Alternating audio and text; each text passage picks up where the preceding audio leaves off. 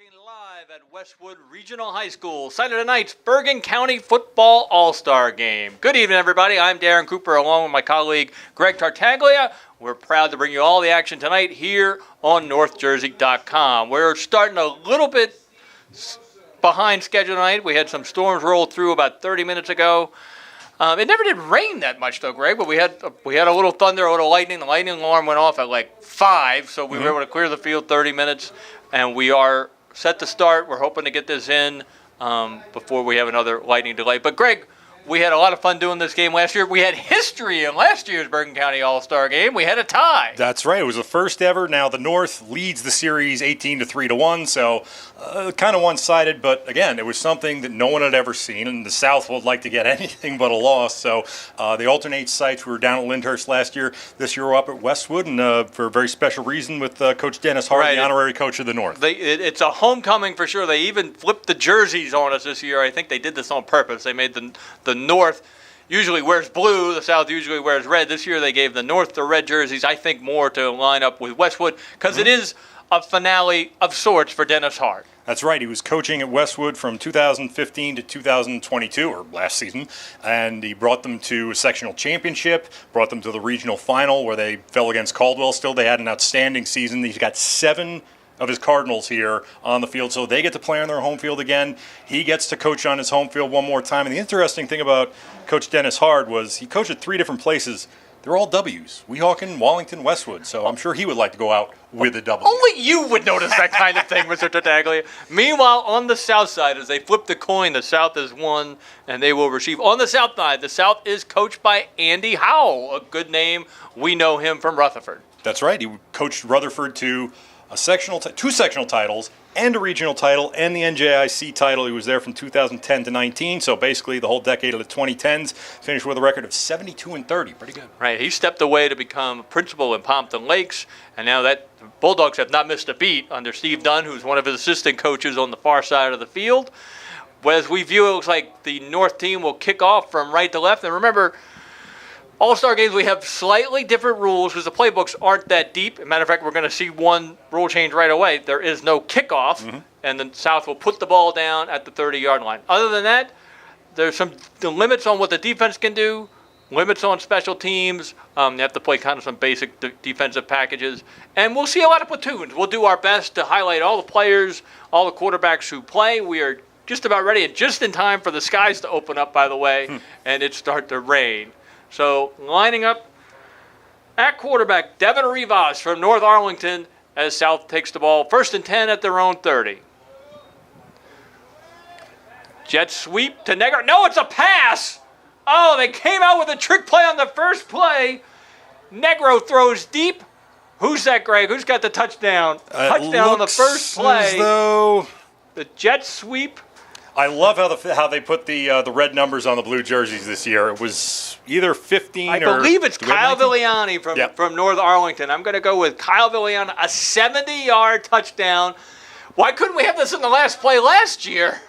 I don't know, but Greg Matura wrote the story previewing the game about Rivas and Villani will probably be catching pass-catching tandem, and sure enough, they hand it off to Brandon Negro from Woodridge, and they do the trick play, and he's the one that throws a 70-yard touchdown pass. I had the binocular in my hand, not knowing I was going to need it for the first play. And now lining up for the PAT is Justin Chavez from Elmwood Park, as we've got one play, one touchdown for the South as they lead 6-0. Snap back. The kick is up, and it looks good to me, and it is good. And the South takes a 7-0 lead. So, well, we were just talking about how there were limitations on what the defense can do, but you can run trick plays, and you just know Andy Howell, they worked on that play probably for the 2-week practice period, and we're ready to spring it on them. Well, that's just it. When you work on those practice periods, there's only so much you can do with terminology and things like that, but most kids know a go route, and most kids are pretty familiar with the trick plays they have. So the jet sweep pass, and, the defense had to respect Braden Negro because he was not only the Woodridge quarterback last year, he was a leading rusher too, so that's why it worked so well. All right, Brevin Cooney, your starting quarterback for the North team. Number 1, he lines up in the pistol. 1st and 10, handoff up the middle. cutting his way through. I believe that is number 22. So this is, now we have the blue numbers Chris on the Short red from jerseys. Demarest. Christopher Short, pickup of 8 on the play. And I think he was an addition. We didn't have any Demarest kids on the original roster they sent us, but he was a pretty good running back. And the funny thing is, Chris Short and Bergen Cooney played in one of the highest scoring games of the year. They opened the season against each other, and Ridgefield Park won 47-44. Cooney again in the gun, a little zone read. Short goes outside, ducks away from one tackle, trying to get to the first down. Chopped down by, over there on the far sideline, number 25 on the south, Shea McDonald from Powell Park, Leonia. And ladies and gentlemen, it is storming down rain right now as we look out in the press box. I believe a flag down on that play, and we got a hold on Westwood. Westwood, I'm going to slip on that, I just know it. On the north team, that'll cost them 10. It'll bring up 2nd down and 13 as people are heading for the exit. We're high and dry here at Westwood, thankfully. This will be interesting because they don't need to call it unless there's lightning, which, cross fingers, we haven't seen yet. They can play through it. Having the turf is especially helpful in this regard, but yeah, I know the fans are scrambling for their umbrellas. Well, you can just sit back and relax and watch the game here on NorthJersey.com. 2nd and 13 for the North. They trail south 7-0 after a trick play on the first play of the game. Direct snap to Cooney. He goes left side. Picks up some yardage out past the 35. Gain of about 9. And we mentioned for the South, Woodridge's Brandon Negro being the guy running, passing, all that stuff. Bergen Cooney not only filled that role for Ridgefield Park, he was one of the best in North Jersey at doing it, the dual threat passing and running last year. Outstanding player. You're right, Greg.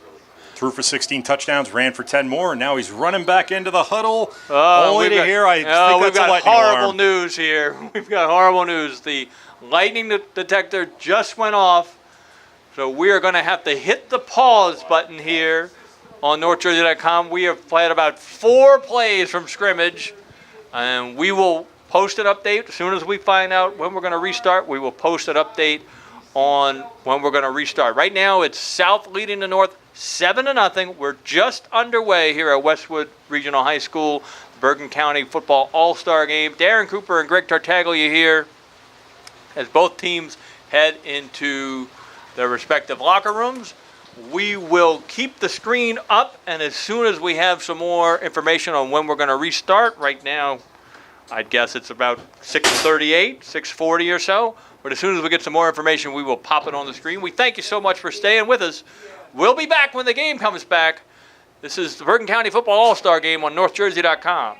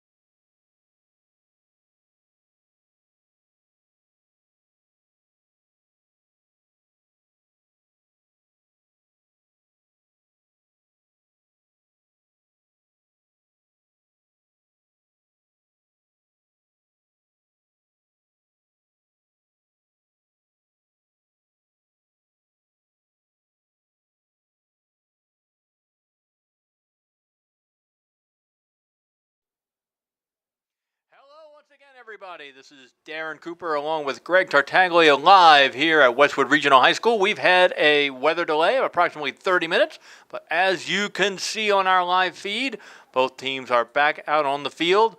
We had a little bit of rain, but the sun is out, and we only had... How many, Greg? We had, 4 plays from scrimmage before we had action, though, in those 4 plays? We had 4 plays, 3 for the North, and there was only 1 for the South. But guess what? It was a 70-yard touchdown. So that's where we are right now. South with a 7-0 lead.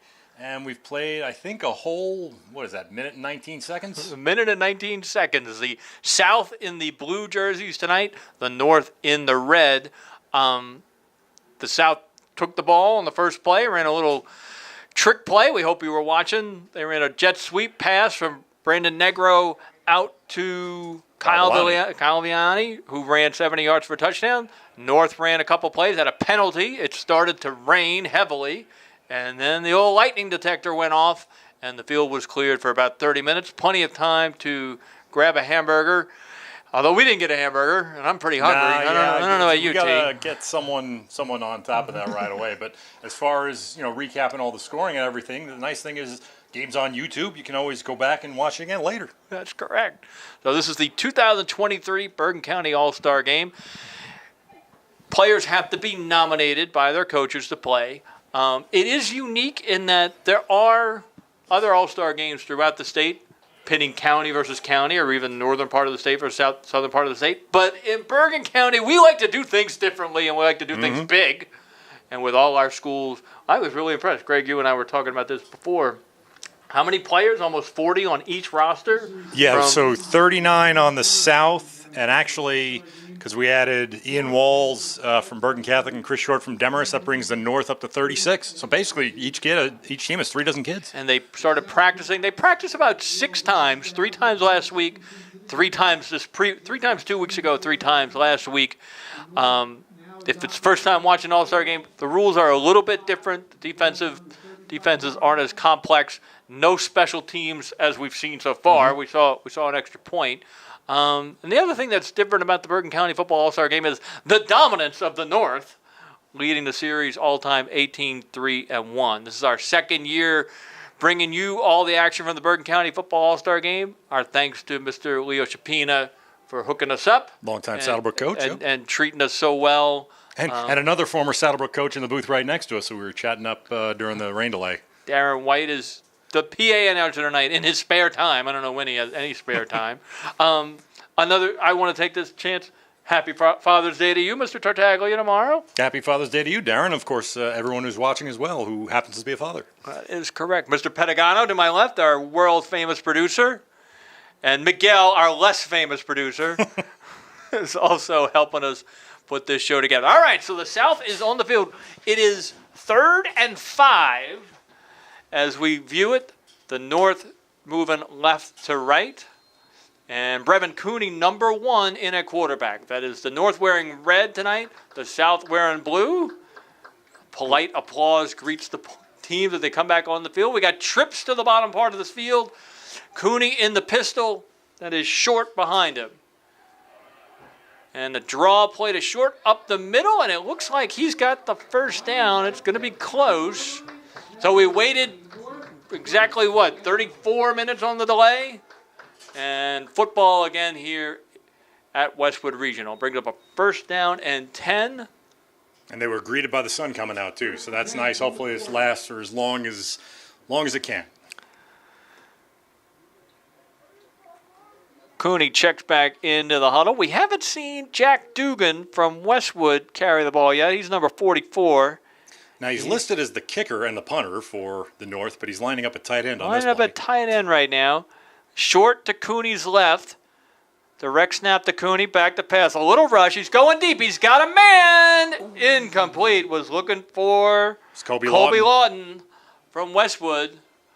He's done that on this field a few times. He scored a few touchdowns on this field. He absolutely has. It'll bring up a 2nd and 10 for the North. Cooney, actually, an outstanding runner and thrower, Greg. We were talking about that in our part 1 of the game. Yeah, 26 combined touchdowns, and I thought it was a little I don't know, fitting, ironic, whatever, what have you, because the first game I saw this year was the shootout with Ridgefield Park and Demarest, and of course they have the two guys in the backfield now, but now it looks like they're splitting receivers either side. Hand off the short up the middle, makes a move at the 46, pushes forward, breaks a tackle. Looks like that was Greg Drelich from Saddlebrooke on the tackle, but it's a first down for the North. As Chris Short with a gain of 11. We mentioned all the stuff that Brevin Cooney does for Ridgefield Park.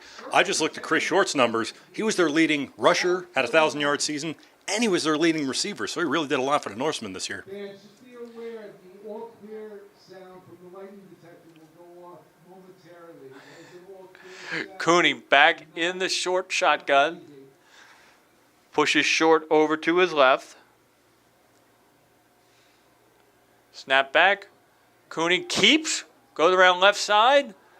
Ooh, gets hit hard there by number 78, Deshaun Cavanas from Pagoda. We were talking about him before the game. Cavanas' family has produced some good athletes. His older brother, Ashanti, is now a tight end at Monmouth. And we have to check and see if they're twins. There is also a senior at Pagoda, Ashana Cavanas, and she's an all-New Jersey volleyball player. Outstanding volleyball player.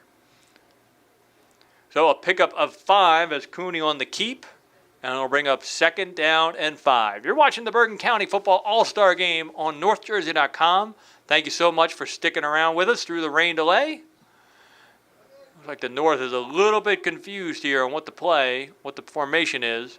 It's going to be trips to the right and short lines up on the right. Snap back, hand off the short. Big hole on the left side as he powers through for a nice gain of about 7. Tackle over there by Dwayne Tucker of Lyndhurst, but not before Short picks up a first down. And the clock running, about 8 minutes left to go here in the first quarter.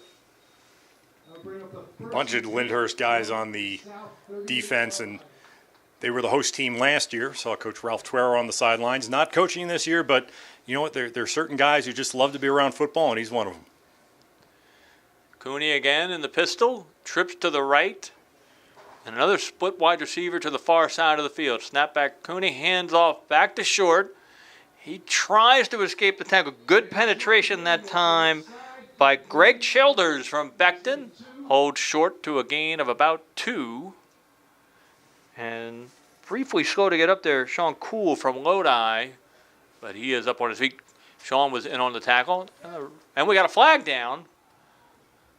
And it looks like another holding penalty on the North. That'll make it 1st and 20. That's to this drive, although we don't blame you if you don't remember because it was about an hour ago. Yeah. It'll be the longest drive in football. No, I guess Well, there have been longer I'm sure there'd be comparisons, but yeah. Longer delays, yes. 1st and 20. North has largely used the ground game so far. Dan Sabio from Pascack Hills, number 6, checks in. He's an interesting story because he's playing tight end, or at least he was listed as a tight end. Now he's a wide receiver. He was mostly a running back this year. Little activity before the snap. That play didn't look good from the start there for the North. There's a confusion who was in the formation in the personnel package, and then the play didn't get off. So offsides called on the North. That'll make it 1st down and 25. As the ball is pushed back to the North 47. South leads it 7-0. If you were with us earlier, you got to see the South scoring on a trick play, a jet sweep pass, 70 yards on the very first play of the game. And that's where it stands right now. Cooney with the pitch. Finally brought in a different running back. That was Lawton on the pitch, kind of like a speed option kind of pitch action. And he picks up about 4 on the play across the 50. It'll bring up 2nd down and 21 for the North. Lawton's another one who good rusher and receiver. He did a little bit of both for Westwood this year. Let me see if I can spot some of the guys playing on the offensive line. Got number 66, Yoel Bonsu from Teaneck at right tackle. Ooh, a fake pitch off of that previous motion. Good pressure, and he is forced to throw it away. Good pressure that time coming in from Greg Childers from Becton. 2nd time we've called his name on this drive, and Cooney had nowhere to go with that one, Greg. He had 3 sacks in the fall, did Childers, and he was the leading tackler for Becton. Almost got there. I don't know how many sacks we're going to see in these games because, again, they try and protect the quarterback as much as they can, but good pressure like that and gives the South an advantageous position with the North and 3rd and long. All right, 3rd and 21. What'd you call on here, Lefty? I would probably do the jet sweep pass, but I think the South has seen it already. All right, we got 5 wide receivers set here. How about quarterback draw? Let's see if we can let Cooney do a little magic. Direct snap to Cooney. He flashes back. Again, rush. Scrambles outside the pocket. Dumps it off to Short, who is hit hard. Nice tackle by Zach Herneko of Rutherford. But not before a gain of about 9. It'll be 4th and 12. And I think they're going for it. You might as well. I mean, yeah. You're in what they call that sort of... no man's land? No man's land. I've heard it called the maroon zone because it's not quite the red zone, but it's not far enough away to punt. It'll be 4th and 12 for the North from their south 40-yard line. Herneko made that tackle. I remember seeing him do an awful lot for Rutherford during the NJIC final last year, one of the unsung defensive heroes of that team. Rolling to his left. Cooney loads and fires, and it is, I believe it is picked off over there on the far sideline. I think it was number 5. I'm looking. We're looking. Yes, we it have to is look number because, 5. Number yeah. 5, Brian Coates from Pagoda with the interception as he was trying to hit Tulu on the comeback route. And Coates steps in front of the pass, so a turnover, and the South takes over at their own 24-yard line. So a long North drive leads to nothing. 5:11 left in the first quarter. South leads 7-0. You're watching the Bergen County Football All-Star Game on NorthJersey.com. South quarterback checking back in, Devin Rivas. We have yet to see him throw a pass, though. The South leads. Well, they need to have a little longer than one play drive this time. And the running back to his left is Cool from Lodi. Direct snap. Rivas runs hard, runs over a guy, and picks up about 4. I think Michael Gabetti from Dumont might have gotten him, and that's another player. When we're handed the programs, we get the one position listed, either offense or defense, but a lot of these guys played 2 ways for their high schools, and I imagine we'll see that again. For example, Coates, who just made that interception, was a quarterback for Pagoda, listed as a wide receiver coming in, and then, of course, he makes the pick at defensive back. All right, one guy to keep an eye on the North playing left defensive end over there, number 59, Mr. Jackson Lockhart from Dumont. One of the best stories, one of the best players in North Jersey last year. He's at left defensive end. So let's see if he'll make a play. Little handoff to Cool up the middle. And who makes the tackle? Could it have been?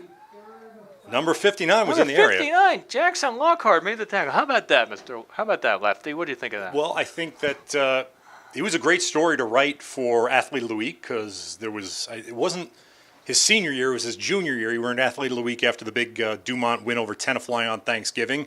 And I was talking to him. He's like, yeah, my grandfather played for the Giants a long time ago, Carl Lockhart. I'm like, oh, okay, I have to go look that up. I looked up Carl Lockhart. There weren't a lot of hits. He was known as Spider Lockhart. Lockhart. Giants fans will definitely know that name, especially from that era, around 86 or so. 3rd and 4 for the South. I think this is a straight run by Rivas here. Cool to his left. Going in motion. And it is a run by Rivas. And it is a tackle by, I think it was Jackson Lockhart on the tackle. Cuts down Rivas after a gain of 2. It'll be 4th down and 2. Well, I don't know what else I can do for you, Greg, other than predict the play before it happens and the person who's going to make the tackle. But I'll try harder. No, you're doing a fine job. And honestly, it looked like that, again, they've shown the trick play. So you bring the jet sweep in motion again and maybe get them thinking about, is he going to hand it off? Kept it, but it didn't work that time. All right, we'll probably have no rush on this punt here by the South. Trying to see who the punter is. It's 18. Yeah, Justin Chavez. I saw him warming up with field goals, and usually they just have the kicker and the punter do the same job so they can focus on one thing. The ball bounces out of bounds at the 37-yard line. That is where the North will take it over. The South leads it 7-0. 2:49 left to go in the first quarter, and expect Well, I was going to say, usually in these All-Star games, we almost see them like platooned with the quarterbacks and the running backs and stuff. I expected to see a new quarterback coming out for the North, but it is not. It is Brevin Cooney back out there for from Ridgefield Park, playing for the North. Let's see if we can ID some of the South guys on defense on this drive. Trips to the right. Cooney in the pistol, short to his right. Little screen. Oh, that's set up nicely. Short's got room, too. Short up to past the 45, out to the 49-yard line. You know, that's one of those plays. Tackle made over there by Cool. That's one of those plays like an All-Star game. That's a tough play to defend. You know, it's a tough play to put in, because that's all about timing. Screen plays are all about timing. So showed the North worked on that play. Must have worked on that play a lot in practice. 1st and 10 for the North. They've had the ball almost the whole first quarter, but they trail 7-0 after the 70-yard touchdown pass on the first play. I'd say they're winning time of possession, but even with, 4 or 5 plays that they've run, the South's still very much ahead in yardage. Sweep over to Short, and he's got big room on the right side. 35-30. Holding on to him is Alex Pickenich from Elmwood Park. Tracks him down after about a 24-yard gain. Biggest play of the day so far for the North. And they are now at the South 27. He must have heard us, because I'm talking about how much more yardage that the South has, and sure enough, Chris Short may well have evened things up on that long run. Short's going to come off and take a little break. 21 yards on the game.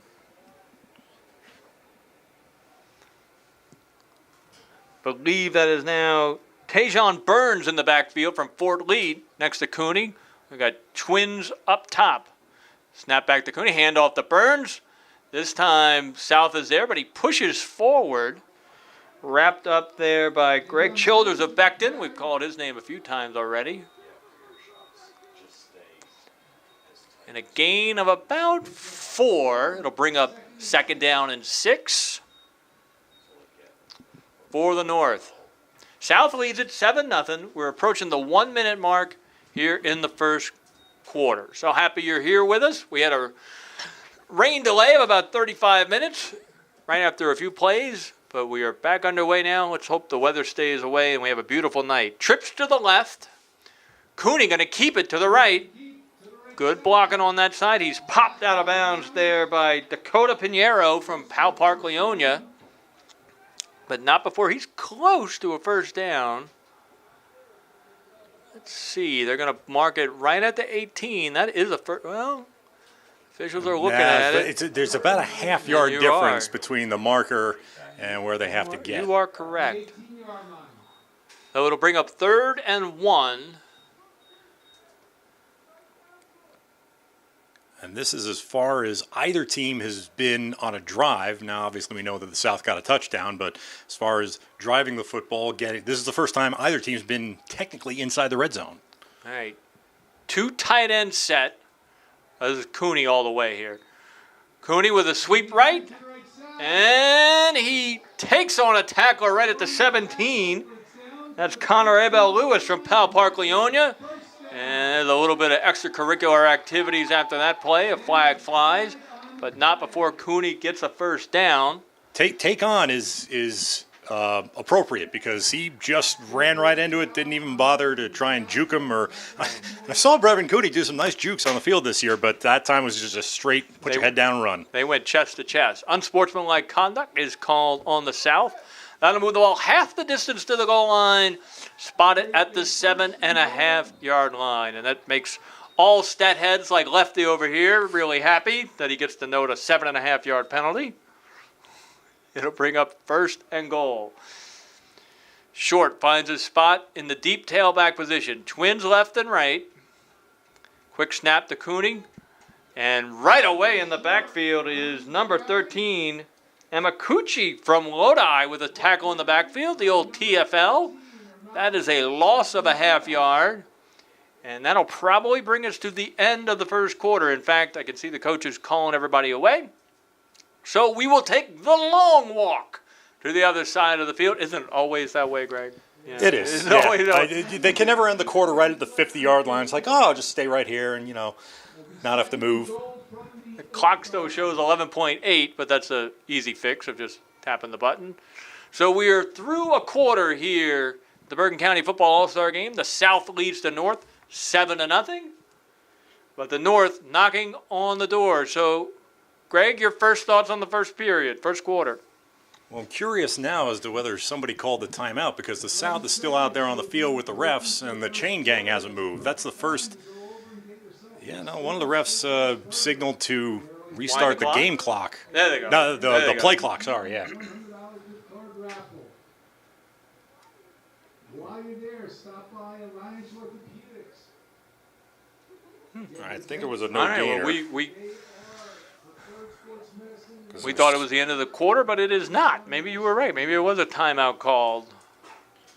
I mean, it was a running play, but for some reason, I never they're saw anybody- showing timeouts left I on the never- board, and I each never team saw still a has timeout 3, signal. but for whatever reason, someone stopped time there. All right, 2 tight ends in for the North. Snap to Cooney, hand off the short, goes right side. Big hole on the right side, touchdown for the North. And let's give credit right away there to Chris Pickenich with a big block there on the right side for Westwood. There's a big hole opened up. The North has controlled the line of scrimmage. They haven't. Interesting, I was looking at the stats and, the numbers, everybody, at the beginning of the game. And I noticed that the South probably average-wise has a bigger offensive line, but the North did well right there. Pickenich, one of their biggest guys, 6'3", 255, ran right behind him. Dugan on for the extra point. Andrew Knight from Glen Rock with the hold. 7 seconds left on the clock here in the first quarter. Snap back, placement down, up, and true. So the North ties the score, 7-7 with 7 seconds left in the first quarter. Easy kick for Dugan. He's done it before so many times, and on this field, no less. Really one of the best two-way players in this game is Mr. Dugan. Got him playing tight end here tonight, but strong runner, Greg. We had the pleasure of watching him play the last couple of years. Yep, 1,000-yard gainer and finished with 1086, 23 touchdowns, and that was part of him being the leading scorer in Bergen County. We never got a chance to look this up. He had 207 points. It is not often you get a 200-point scorer in a single football season because along with the 26 total touchdowns, 48 PATs, and a field goal. New quarterback in for the South. Looks like it's Brandon Negro from Woodridge. There's the all-clear sign. So we finally figured that out. Yeah. Everybody, that's the all-clear horn. Everybody, no panic. We're all clear. All so clear. the siren was the alert that the lightning detector was going off. The all clear is clearly the buzzer. Looks like that's Greg Drelich to Negro's left. Negro back to pass, throwing the corner route over there for Jeremiah Turner for Goodside Park, but way high. Dugan tried to make the one-handed Odell Beckham Jr. grab. And that is how the first quarter ends. It was fun. We got 3 more coming at you. You're watching the Bergen County Football All-Star Game on NorthJersey.com. It is South 7, North 7. Perfect time to head over to the snack stand, Center Steakhouse. And we'll take a... They keep promoting the snack stand. It's just making me hungrier. It is making me hungry. We have Center Steakhouse is sponsoring the game itself, although that's a place down in Point Pleasant Beach. I guess they figure we're not far from the Parkway here in Washington Township. Maybe they figure some people will head south for the evening after the game. Are you headed south after the I game? am not, but I have some cousins in Point Borough, so hopefully they can hold a table for us at some point this summer. That is Center Steakhouse at Point Pleasant Beach on the inlet. All right. Negro is called to play. We got twins left and right. Is Alliance Orthopedics. Stop by. Not sure who the running back is. Let me spy him for a second. Preferred Sports Medicine. Negro back to pass. Big rush.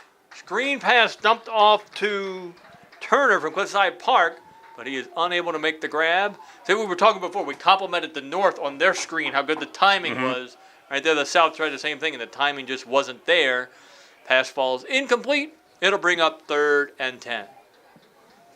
I think the running back, no, because I'm thinking of the North. There's a lot of these guys, you can tell them by the color of their helmets. Some of them don't have the helmet stickers on. I noticed that Glenrock, all black helmets. In the past, I remember them having the Michigan wing on it, but Glenrock plays for the North, south of the ball right now. 11:54 to go in the second. Sorry.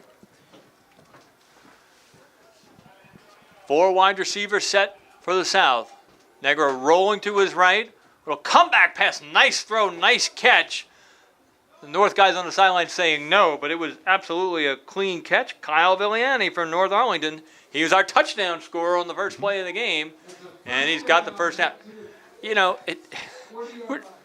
I'm gonna pontificate for a second here, Lefty, which is I'm just always impressed by the quality of play in Bergen County. I'm just always. I mean, and it's small schools. I mean, yes, exactly right. I mean that was a complicated play executed on what 6 days of practice, and perfectly done for a gain of 10 and a first down for the South. And Group 1 to Group 1, Woodridge to North Arlington. All right, 2 running backs now.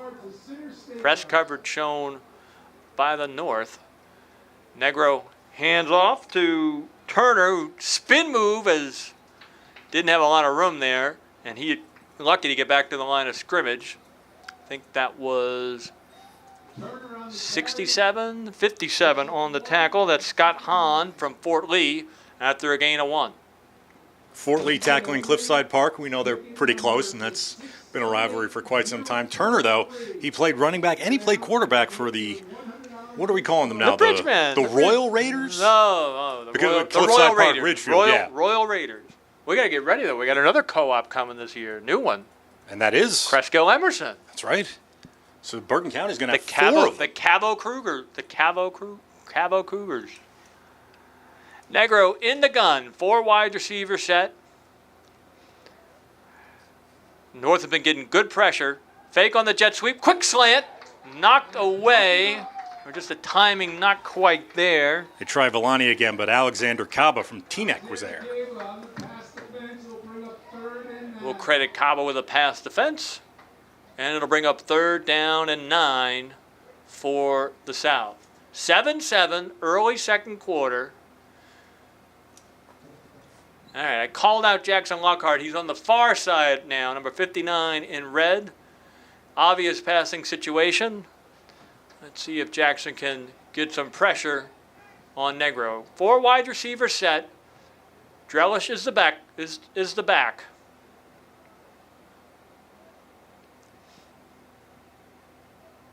Snap back to Negro. He steps back, got room to run, chucks it down. Nice run and catch. That's Jordan Enneagram running past the 30, out to the 26, 27-yard line. And there's a flag. Clip maybe, Greg? Did you see? Could be. I didn't quite see.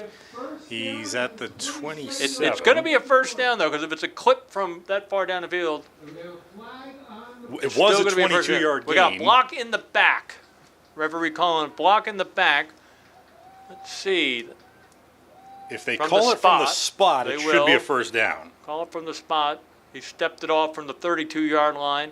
So it's a gain of 9 plus 23 is 32. Gain of 32, but then you lose like 15 on the penalty. So South keeps it 1st and 10 at the North 42.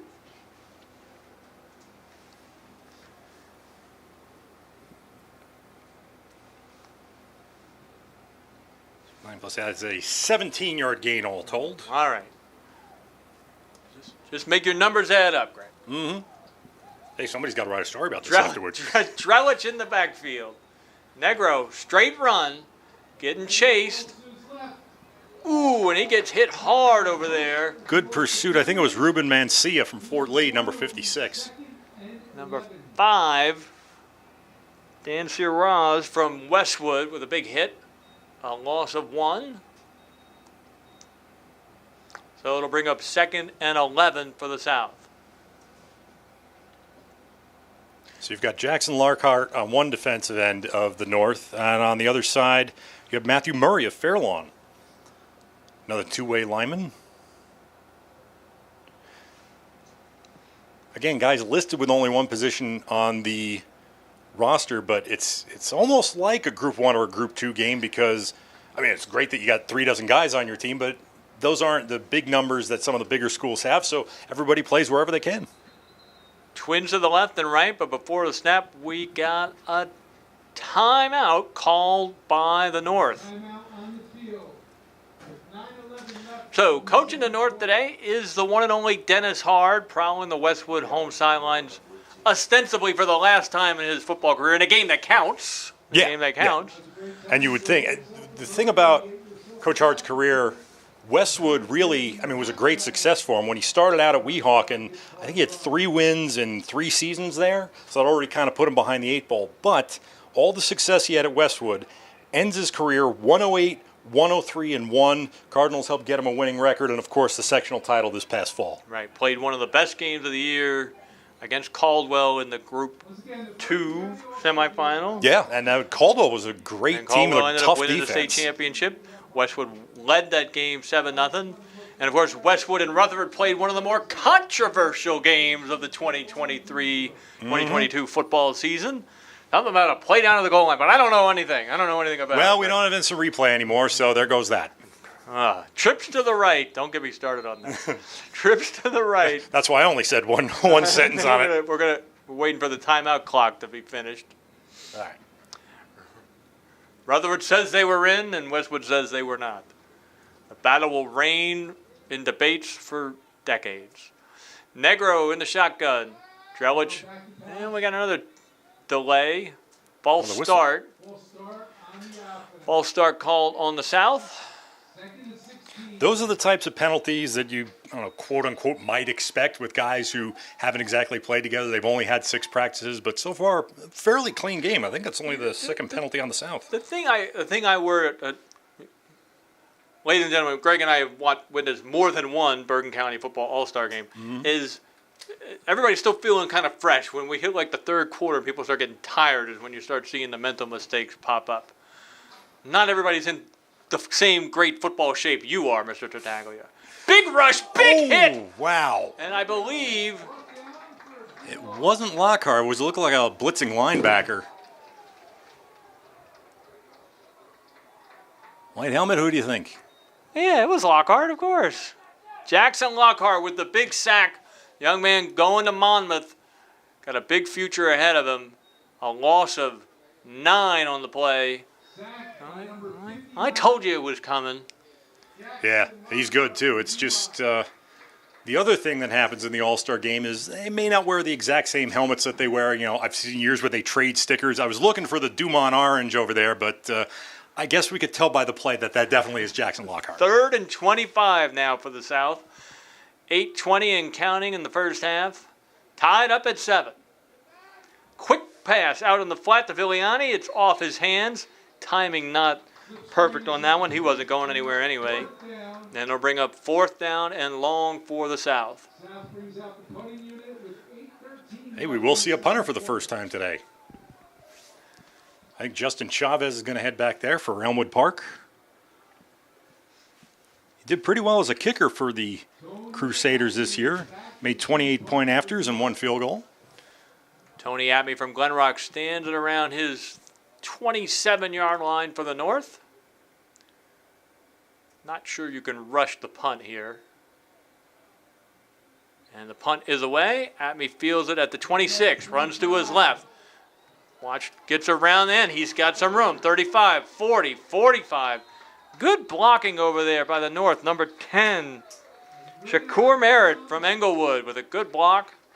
Helps bring Atme for a nice gain on the punt return. And the North will set up shop in good field position with 8:01 to go in the first half. Oh, they're bringing we got it a back, flag. though. We got yellow on the green. Yellow on the green. 20-yard return, and it's going to come back. Another block in the back, perhaps. They're going from wherever the flag was thrown, which is down around the 37. Looks like we're going to have a new quarterback in for the North. It looks like it's going to be Raymond Leo from Fort Lee, number 11. So let's find out where they spot the ball. Oh, they put it down at the 25. I did not see the penalty signal. Did you, Mr. Gregg? Going from the spot, it was either a block in the back or a hold. On the return, But 3rd possession for the North underway. North at their own 25-yard line, 1st and 10. Leo is the quarterback. And the running back Tajon Burns from Fort Lee, number 26, to his left. And quick pass out there to Lawton on the slip screen. Gets away, steps out, run tackle, and a second. Now runs into some traffic as he is met by Shea McDonald from Powell Park, Leonia, and thrown down after a gain of about 4. And some hard running to pick up 5 Interesting that Fort Lee teammates, they're in the backfield together, and yet they're wearing different colored helmets. They spot the ball at the 30, so give them a gain of 5. It'll bring up second down and 5. Leo again calling in the huddle, talks it over with his teammate. Mr. Burns in the backfield, second and 5. Leo in the pistol, hand off to Burns, runs up the middle. Ooh, he is hit hard. Who was that? Number 9. Herminko again from Rutherford. Stops him for little gain, about 1. And it'll bring up third down and 4. no gain. With Burns and Lau in the backfield there, they helped Fort Lee have a pretty good season. You know what? This is one of those things where I should probably wake up my computer because I know I have it in front of me. And I know Fort Lee moving down to the Ivy Division was a big help for the Bridgemen. So let's see if we can call up exactly how they did last year.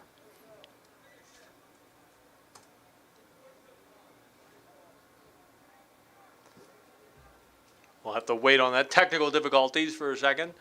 Yeah, Leo when in you the don't shotgun. have the internet, it's tough. And we got a flag down before the snap. False start on the offense. And it's a false start on the north. Third down. Yeah, well, I hate to say it, Mr. Gregg, but things are getting a little sloppy right now. Yep. Penalty on the punt return, a sack against the south, and now a false start on the north. Well, we were saying it usually happens, third quarter? I mean, I if do. we know for the delay, maybe we should be in the third quarter right now, no? Maybe we should be. Good point. Good point. If you're just joining us, we had a 34-minute weather delay after 4 plays and 1 touchdown by the South. Started up again around 6:45 here at Westwood. And right now, 6 minutes on the clock in the first half. 3rd and 9. Big rush coming around the end. Let me figure out who that was. That was Passes incomplete. coming off the end hard. Brings up 4th down. Chris like- Pickenich did well to keep the defender off the quarterback there. That was Deshaun Cavanes coming off the edge from Bogota for the South. Forced that incomplete pass. And now the North will have to punt. So here's Dugan, who's already made an extra point. Oh, they got one more running on the field.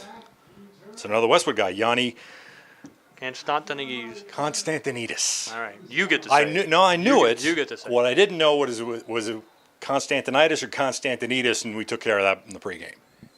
Another flag thrown. Come on, ref, let the kids play. Oh, I've always wanted to say that. What, you haven't before? I don't think so. A false start called on the North, and that'll push them back 5. Twin safeties back for the South. Jack Dugan in the punt. Looks like that's Turner to the near side. And I think I see a Lodi helmet I over think on it's the far Cucci. side. I think it's Cucci from Lodi. Dugan has the punt away. Bounces at the 49 and kind of dies right there. Rolls out of bounds at the 46. At the 46-yard line. And that is where the South will take over. We are tied at 7-7.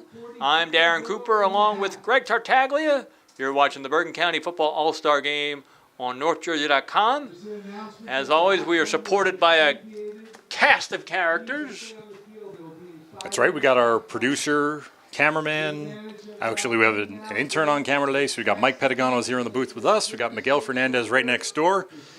To our right, Lyndhurst alum. Emma's our new intern. We'll put Emma on the mic. Let's hear her. Emma, talk to us. And talking to her before the game, she said she's here for journalism, not, the on-camera stuff. We've had interns who were interested in that before, but let's let her do her thing. New quarterback, I think, in the game now. No, back to Rivas. Devin Rivas is back in at quarterback, and he takes a snap and puts his head down and runs to the right side. Gain of 4, 1st down. And he is stopped right there by Mike Gabetti from Dumont. Ball was carried. Uh-oh, and Rivas. Rivas is, all right, thought he might be nicked up a little bit there, but he's just going over to get the play.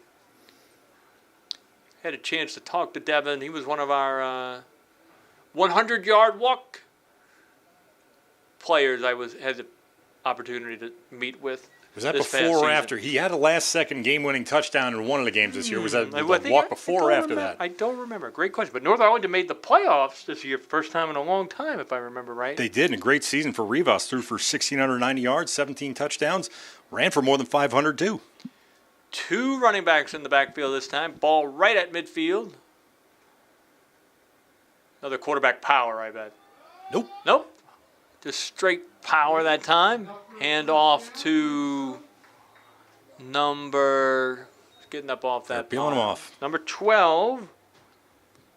Oh, it's Walter Conifal Conifal. from Wellington. Now we can do our Conifal bit. Go ahead, Because Greg. that's another person with whom you, not Walter, but you had a 100-yard walk with his sister, a football player. Sister, the only girl to ever be featured as a 100-yard walk segment on NorthJersey.com, Nicole Conifal. One of my favorite, and listen, she was one of my favorite ones we ever did. 7 years, really one of my favorites. Loved to play. Just loved to play. Played defensive back, little wide receiver for the Panthers. Now Walter in there as a running back in the twin back set for the South. First down and 10 for the South at the North 43. Rivas back to pass. Slings it out there. Ooh, that looked. Ooh, a lot of hands. A little bit over of there, contact. brother. A lot of hands, my friend. Sorry. Ermal Yeah, Kusi for Lodi was the intended receiver, but 13, Amal Tucci. It was Gunnar Summers on the coverage. Sorry, Gunnar. I thought you had your hands on him a little early. That'll be pass interference called on the North. It'll be a first down for the South. Ball put down at the 28-yard line. Real good play calling we've seen, on both sides. Yeah, Little run to set up mixing it the up, yeah. pass. Little run. We've seen both teams try screen passes. We've seen the slip screen, the bubble screen on the outside. And we don't normally see. It's funny because we're sort of writers by trade, but we've both done broadcasting before. You don't really name the guy who committed pass interference in the article, but it's kind of unavoidable when you're doing a live broadcast. Rivas in the gun. And he will keep after the jet sweep motion, and he will put his head down at a big gain of about 7 as he faked the handoff to Conifal coming across the line and puts the South down at the 21-yard line. 3.5 minutes to go here in the first half. Clock getting a little close to being a concern for the South. Well, this would be the time where they would kind of want to not drain the clock, but just hang on to it. You drive down there, maybe you score with less than a minute to go, and you can maybe take a nice, comfy lead into halftime. And the North will get the ball to start the second half. South breaks the huddle. Sean Cool, who was listed as defensive line, he's now the running back in the backfield from Lodi. Twins left, Twins right. Clock under 3 minutes. The ref motioning for the delay of game, but snap is off. Rivas rolls left, throws it up there. Good leaping attempt there by Villiani, but a little too high. Clock stops at 2:47. And pass is incomplete. It'll be third down and a long 3 for the South. A little ironic that the North Arlington teammates have yet to connect on a pass today. Rivas has a couple, not Rivas, Villani has a couple of catches, but they were both from Braden Negro of Woodridge, That and of is course true. the 70-yard touchdown. That is true. You just joined us. You missed something on the very first play of the game. Where have you been? That would be the Villani touchdown we just referenced. Had a 70-yard touchdown pass on the very first play. The North touchdown. Who scored the North touchdown, Greg? North touchdown was that 8-yard run by Chris Short, That's right. right near the end of the first quarter. Third and a long 3. Rivas in the gun, looks to his left. Straight quarterback power, puts his head down, and the North is all over it. Hitting him in the backfield. And that looks like Matthew Murray. Yeah, we were mentioning Jackson Lockhart made some great plays on the far side of the defensive line. Now Murray comes through with a tackle for loss on the other side of the defensive line. So a loss of 1 brings up 4th and 4 for the South. even on your best day, probably a little too far for a field goal. It would be 39 yards from here. Well, it depends on who's kicking. I mean, Well, it you does. got Nico Ottamanelli. He's obviously a junior, so he's not participating in this game. Maybe it's a bit of a different story, but they both have solid kickers. It's just I don't think either guy kicks for distance. Long talk over there on the south sidelines about this play. They might have to hurry to get this one off. 4th and 4. Watch the ref down at the goal line, and he'll start signaling when the clock's about to end. And he is signaling. 3. And sure enough, the South, they have coach. They pay attention too, Greg. So they saw that coming too. So the South calls a timeout, and we will reset things here on NorthJersey.com. It's the Bergen County Football All-Star Game. I'm Darren Cooper, along with Greg Tartaglia. and we're so happy to be here with you from Westwood Regional. Score is 7-7. North versus the South. North is in the red uniform. South is in the blue. South scored on the very first play of the game, a little trick play. The North has kind of controlled the line of scrimmage when they've had the ball, run the ball well. They have, but they've also committed the only turnover of the game, and it was 4th down, so it was kind of like, throw it down the field. It's almost like a punt. The North possessions ended interception, touchdown, and punt. And since that opening 70-yard touchdown play, it's 3 drives for the South, 2 punts, and we will find out how this drive goes after the timeout ends. All right, mister. Then what are you calling here, Greg? 4th and 4, what are you calling? 4th and 4. You just ran Rivas to the right. If this was and it didn't Madden, I would do fullback trap, but does anybody have fullbacks anymore? I know that Cool's been in the backfield. Does Penn State have fullbacks? Sean Cool has been in the backfield, and he is fullback size, but he doesn't really play that position. It's more of a tailback position. My Madden play was always post corner, but that was pretty much unstoppable, especially when you got the tight end out there. Long time ago. So let's see what the South is going to do. Twin to the right. I think they're running to the right. Rivas in the gun. Clap snap. He looked for the quick slant, and then he goes in and cuts out. Touchdown! Viliani. Nice little deception that time. They went with the slant. The defensive back bit, and then Viliani headed to the corner. Rivas just hung it up there, and it's a 22-yard touchdown pass for the South as they take a 13-7 lead. Okay, now the North Arlington teammates have connected. There you go. And now Kyle Villani has 2 touchdown catches totaling more than 100 yards. No, sorry, totaling 92 yards. If it was over 100, he has another non-touchdown reception. I'll add all those up at halftime. All right. So your first half MVP is Kyle Viliani? Pretty much. Okay. Chavez in for the extra point.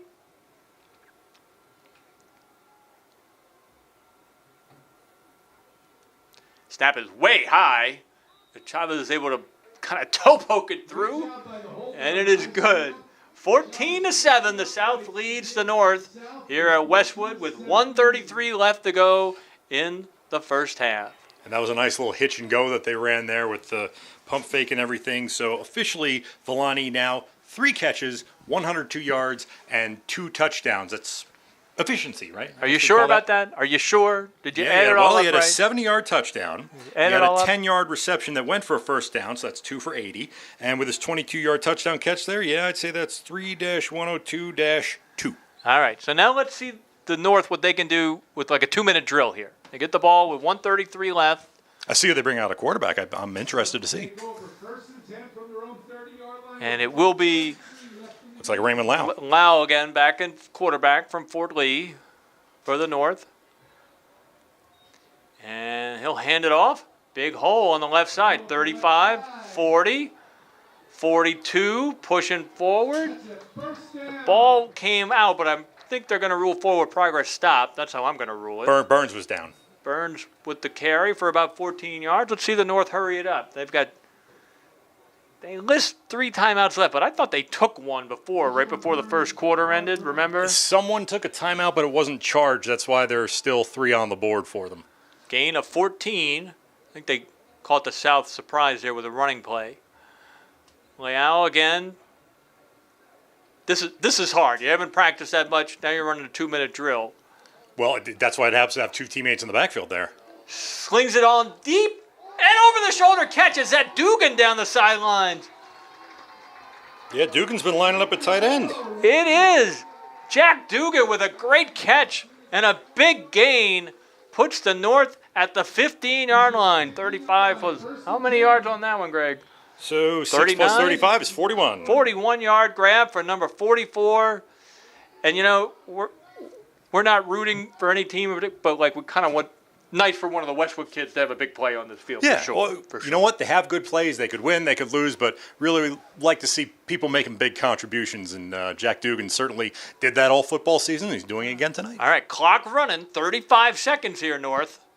Snap back, handoff again. This time the South, missed a tackle in the backfield, and that is Burns again. Burns again. He gets all the way down to the 6-yard line.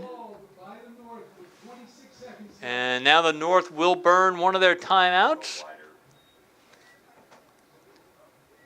And they spot the ball right at the 8-yard line. That was a nicely thrown pass on that play before. That was. And, you know, it's one of those things that you practice a little bit. Those are the types of plays you want to practice where there's either timing or, you know, you're going deep and you want to make sure you put the right amount of loft and everything under it. And then Dugan was able to make the catch. You know, football itself has evolved throw and catch. You know, it's throw and catch. So that's why I think the quality of play here is pretty high because you get a guy open. You know, you can shield block for a little while. The wide receivers, the skill players are so talented all over Bergen County. And you saw that there. Jack Dugan's one of the best in North Jersey this year. He had the big gain. And then Burns broke a tackle in the backfield and picked up 7. So brings up 2nd down and 3 for the North at the South 8-yard line. This would be a huge boost for the North. You know, we were talking about the South maybe trying to grind it down and take that lead into halftime, but North could score here. They could kick to tie. They could get crazy and go for 2. I think it'd be hilarious if the half ended in a tie like last year's game. Wow. A little poetic. Little play action pass over the middle. Interception! Intercepted in the end zone. There's a flag down, though. This might be pass interference, but coming back the other way, maybe 106 yards. Alex Pickenich from It Elmwood is Park. Alex Pickenich from Elmwood Park. A pick 6. But hold on. If you go all the way back to the 3-yard line, Jack Dugan standing there pointing at the flag. He might have got interfered with on the quick slant. We have a flag on the play. We do have a flag on the play. 8 seconds on the clock, though. That play did eat up a lot of clock, you know. So if it is interference on the South, But there's a flag on the 4-yard. it'll be 1st and goal for the North at the 4, but only 8 seconds left. And it looked as though the flag was thrown before the interception was made, so that will nullify. I think I got a 103-yard pick 6. He was a couple yards deep in the end zone. I think you're right, Lefty. Well, let's sort this one out. It looked like they were trying to hit Dugan on a quick slant. There was definitely contact. The pass went over his head. Pickenich picked it off and took it all the way back. He's probably really tired right now, I would think.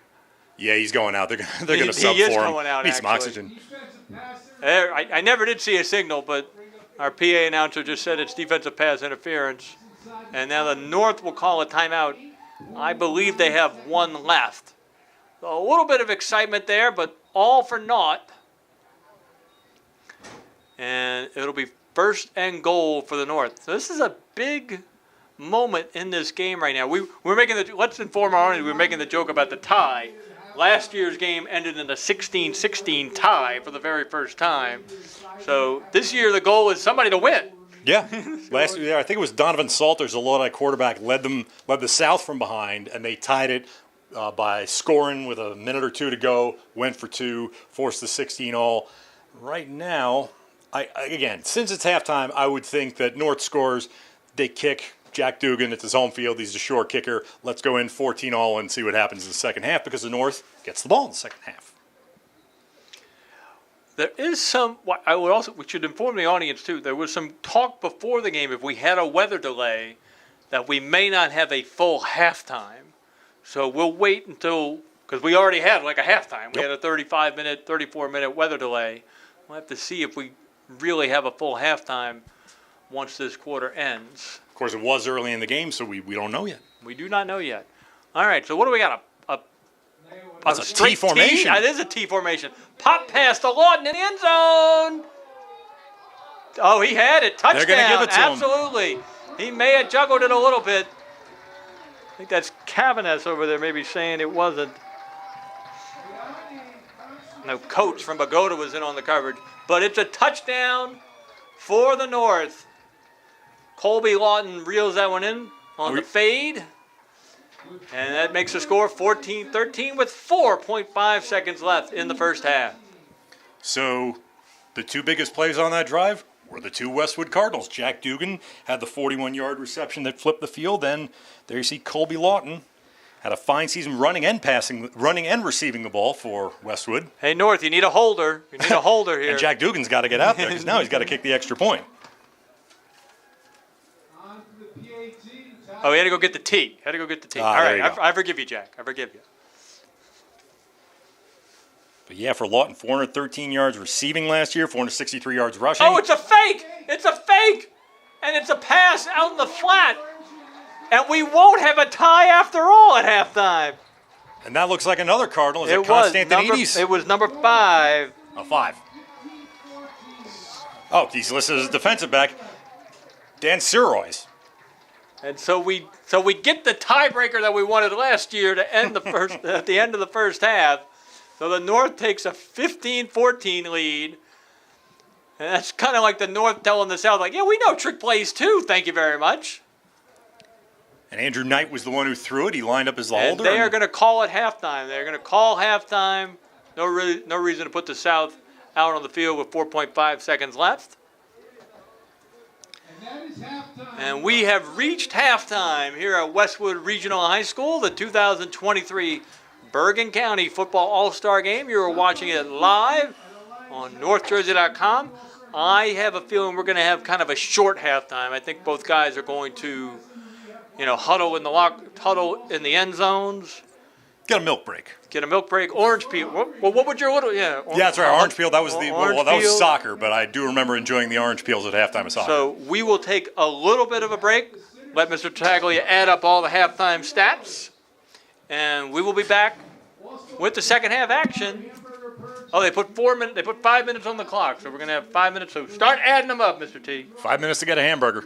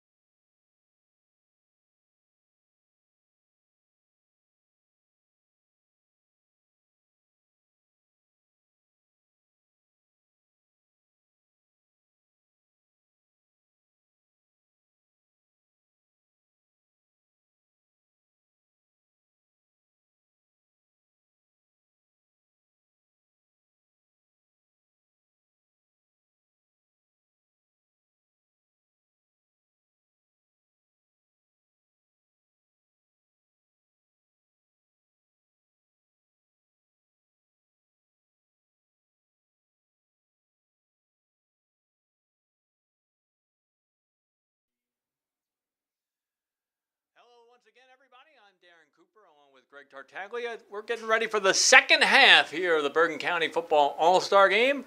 We've got another good one brewing after last year's tie that ended 16-16. Now it's as close as it could possibly be without being tied, with the North leading 15-14. The North will start with the ball here in the second half. Looks like Raymond Lau back in at quarterback. And he takes a direct snap and runs to his left and finds a hole, 40-45, up to the 48-yard line. Now check that. Andrew Knight starting the second half at quarterback. Glen Rock. Good eyes by you. The dark helmet got me, Greg. Thank you very much, Mr. Tartaglia. Gain of 17 for Mr. Knight.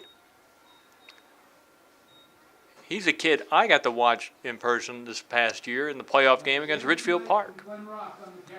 Two good quarterbacks in that game. So if you're just joining us, we had a touchdown and a weather delay in the first 4 plays of the game. We had a touchdown on the first play by the South, and then a weather delay 3 plays later. That's why we're a little off schedule. Ooh, a little RPO action. Knight dumps it off to Giancarlo Martinez, and he puts his head down, crosses the midfield stripe, and has a gain of about 6, but a flag down. Might be a legal forward pass. Was he past the line of scrimmage? He was close. And you just mentioned that Glen Rock Ridgefield Park playoff game where they're going against each other. That's the fun of an all-star game. Now those two schools are on the same side. It does have to be fun to some degree. Like, I would think one of the best things about this all-star game experience is you don't know this kid. Like, you watched him on film for a week or whatever. You went up against him. Maybe you shook his hand after the game. And now you're like teammates, you know? And you're going to take pictures after the game with this guy and remember him forever. 1st and 15.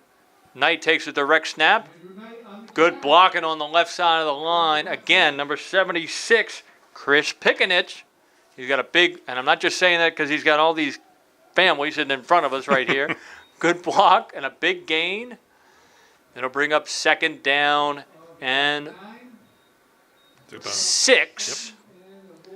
Clock already approaching 10 minutes left here in the third quarter.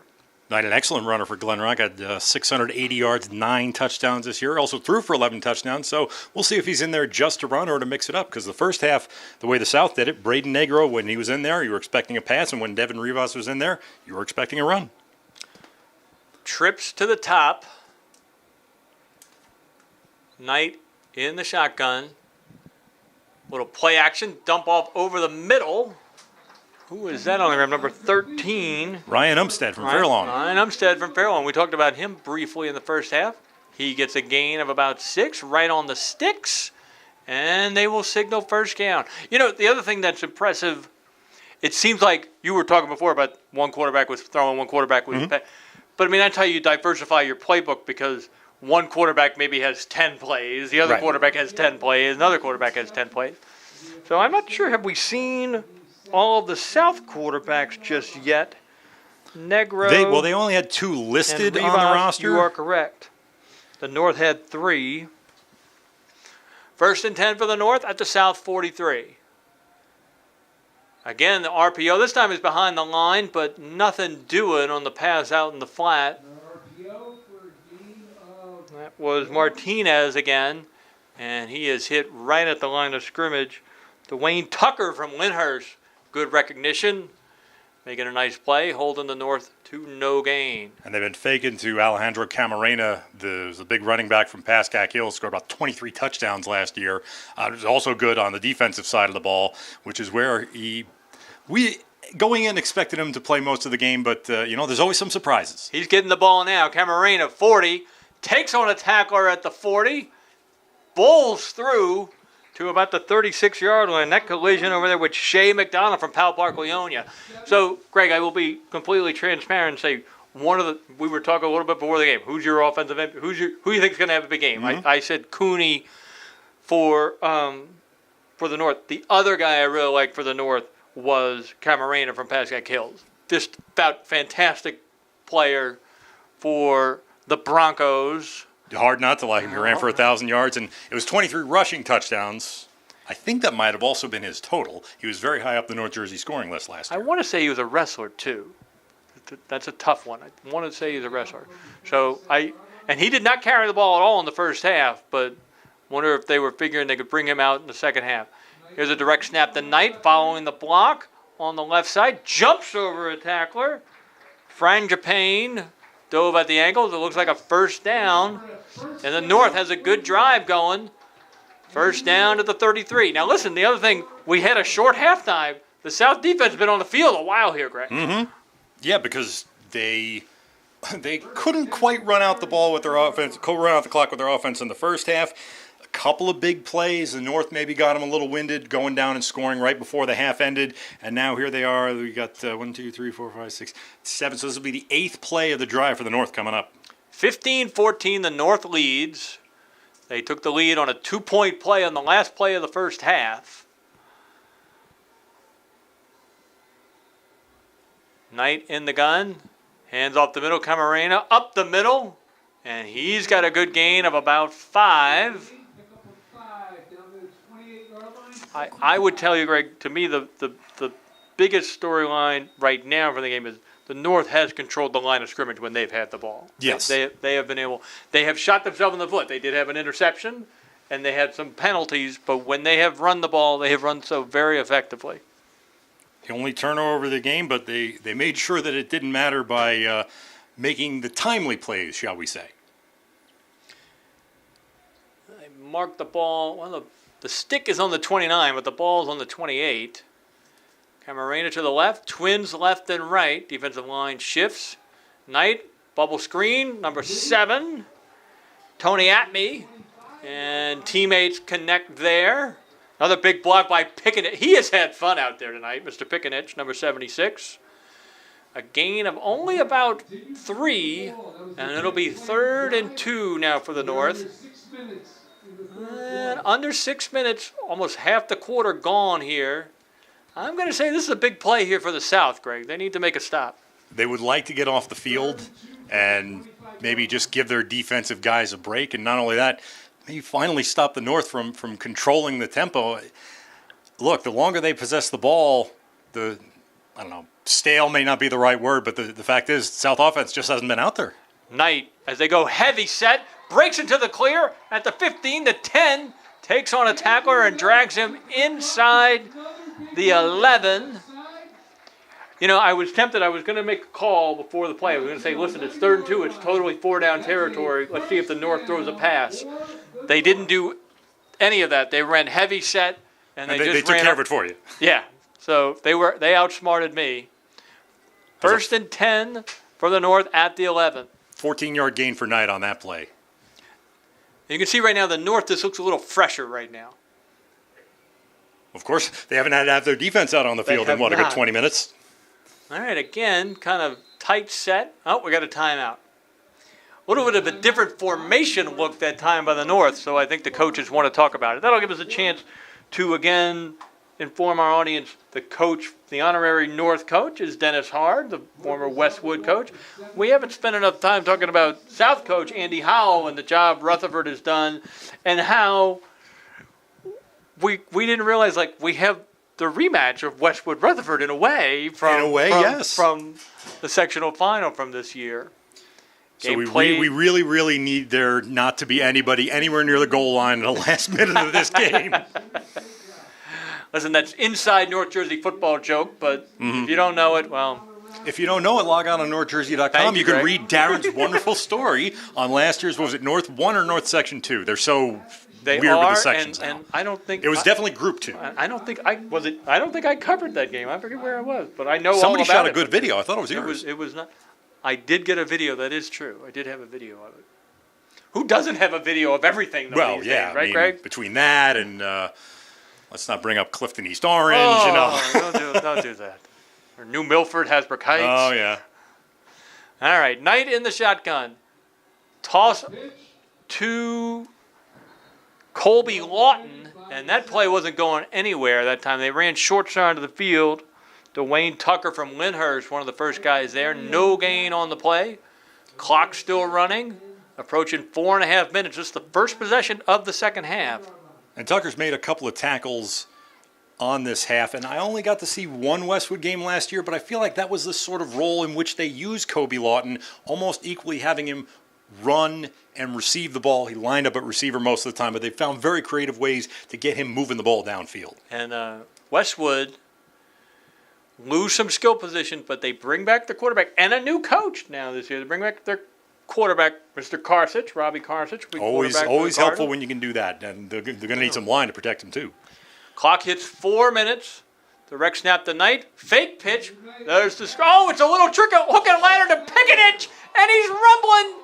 But they tackle him at the 4-yard line, trying to get a Westwood kid a touchdown. Brian Coates, though, on the old hook and ladder. They were trying to get a Westwood big man a touchdown. Because look, I mean, Dugan's been in the end zone here, Lawton's been in the end zone here. But when you do the hook and lateral like that, I believe there was a movie called Varsity Blues where they did a similar thing with the big lineman, and Pickenich's family is right there in front of us, and they're getting they're having a good time with this one. I'm gonna say the receiving yards are gonna go to him, and they're down to the 4, so that was a 7-yard gain. Hey, I was a big offensive lineman once upon a time. No. It's true. Maybe in Louisiana. I was. It was hot as all heck. 3rd down and 3. 2-a-days in July in southeast Louisiana. Oh, the snap is fumbled, and we got to fight for the ball at the 11-yard line. Let's see what the referee says.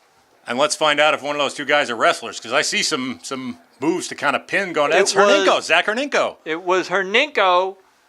Just what we needed, another debate over where the ball is between a Rutherford kid on a Westwood field. But either way, the ball stays with the North. And now it's a big loss. The ball goes back to the 11. So they lost the 7 yards that they gained with the trick play and the hook and lateral to Chris Pickett. And we got a flag down on the far side of it. Sideline warning. I could see Dugan gesturing towards Coach Hart that he wants to kick. Okay, he's loosening up the leg. Let's see. It could be both. Be a 28-yard field goal from here. I do have to go on a short little, go for it. What do you call, soapbox. The play is technically called the hook and lateral because you run a button hook and he laterals it to someone else. It usually gets shortened to hook and ladder, which I guess is something they like to call the play. Again, if you saw the horrible long ago movie Varsity Blues, you know that was a very, very obvious signal that they gave for the hook and ladder in that movie. But if you want to be correct, precise, the hook and lateral to Chris Pickenic gained 7 yards. All right, so listen. We got a timeout on the field, so now we can totally do a deep dive on this subject. All right. Because do you know I think I've watched way too much football in my life. So, we both have. We both have. So I think the origin of the hook and ladder is the Chargers-Dolphins playoff game in 81, 82. That would have been the Kellen Winslow game where they carry him off the field that he's winded. And I think that is the hook. There was a hook to Tony Nathan. Man, I know way too much football. Well, you got a few years on me. I didn't really start watching until the 90s, so. So I think that's the original hook and ladder play, one of the greatest games of all time, made famous by Winslow being carried off the field, and the team they won. Right, the Chargers won. The Chargers won, but they had to go play the Freezer Bowl in Cincinnati. They played in the Freezer Bowl with the temperature minus 57, which is approximately the temperature for most sectional finals in North Jersey high school football. Which is another reason why we love doing this All-Star game. I mean, we can turn down the AC in the booth here. Westwood has an excellent booth, but, nice, warm. Nobody's got to bundle up. It's great. Summer football, spring football, I guess. All right, back to action. 4th and 10. Big play. Snap back to Knight. He's throwing the fade, and it's incomplete. The pass was a little underthrown. Good coverage over there. Yeah, Coates, he didn't turn around, but he also didn't draw a flag. That was Coates from Bogota. It was. But I'm not sure who the intended receiver was. It was Tulu from Paramus in the end zone. So a long, long drive by the North. Bears no fruit. But we did get to tell the hook and ladder story, and Tony. And they did try to get Firaul Tulu involved. Darren left that one to me. I totally did on purpose. Yeah, that's a very John Minko move of you. I could tell some stories about that from my past broadcasting days. But it's All finally, right. South, 2:55 to go in the third quarter. They finally have the ball. And Negro back in at quarterback for the South. And it is Sean Cool next to him to the right. Twins left, Twins right. 15-14 North, they're in the red jerseys, over the South. Snap back to Negro. Big hole on the right side. They just caved in the line there. Negro past the 20, past the 25. I think a flag comes in. Was face mask maybe? Did I like see it. a flag? I'm not sure, but I like this play calling because is a flag. You have two dual threat quarterbacks on the South roster, and Braden Negro and Devin Rivas. The first half, Negro did all passing, Rivas did all running. So hey, what do you do second half? You come out, maybe you reverse things a little bit. You know Braden Negro can run, so you start getting him going and get the North thinking, oh well, maybe we're not going to be able to run the same defense as we did in the first half. And it was a personal foul face mask, which tacks on 15 yards, and the South is out from the shadow of their own goalpost, the ball all the way up to the 42-yard line. Keep an eye on, ladies and gentlemen, if you're just tuning in, keep an eye on number 59 in the white helmet. He's lined up at defensive end on our side. That's Jackson Lockhart from Dumont. He's been a playmaker so far for the North on defense. Going in motion, Jordan Enneagram from Lodi. He picks up a good gain on the jet sweep. Shows good speed. He was Close to a first down. Did he get it, Greg? not sure. Ennigan was one of two South players to catch a pass in the first half. Actually, he was the only one not named Kyle Villani to catch a South pass in the first half. He had a catch for 17 yards, and of course, Villani, the early MVP candidate with the 3 for 102 and 2 scores. And he does pick up the first down. Gain of 10. Negro back in the shotgun. Cool to his right. You definitely moved, man. I'm sorry. Yeah, I don't think you can do that. I'm sorry. I know you tried. Walter that Conifol. That Walter Conifol from Wellington tried to do a little quick step hide. But you know he's going to hear from Nicole about that, right? The ref probably saw that one. And hi, Nicole. Yes. First down and 15. Clock now approaching a minute and a half here in the third quarter. First possession of the quarter for the South, as North milked over 9 minutes with their first drive, but did not score. Twins left, Twins to the top. Negro, direct snap, runs hard over the left side. Maybe a pickup of 5. Gets hit hard. I believe that was Jackson Lockhart. No, I think it was Murray from Fairlawn again because they switched sides. Lockhart's now on obviously switching direction. So now Lockhart's on this side and Murray's on the other side. They're going to give him a gain of 6. Really 5.5, the kind of thing that drives stat people like Greg nuts. Oh, yeah. And it'll be second down and 9. Clock, that's 40 seconds. It's turned into a good game. Oh, it really has. Yeah, stick with us for the fourth quarter. This could come down to it. Snap, back to Negro, back to pass, steps up, 45, 43. Tackle from behind. Looks like a Fort Lee player, judging by the helmet. 57 for the North. Scott Scott Hahn, Fort Lee. Scott Hahn for Fort Lee. They'll bring up 3rd and 4, but that will do it.